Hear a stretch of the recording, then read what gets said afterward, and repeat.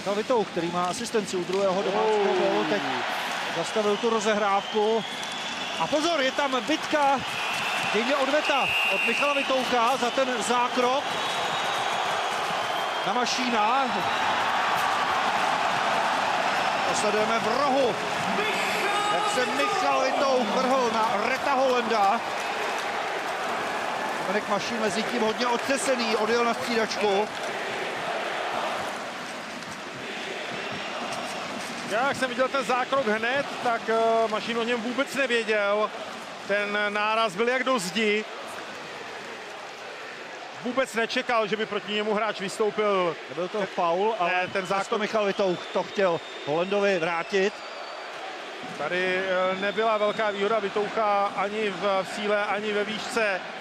Ale nakonec někdo musí začít a někdo musí jít do té bitky a to Vitouch udělal výborně.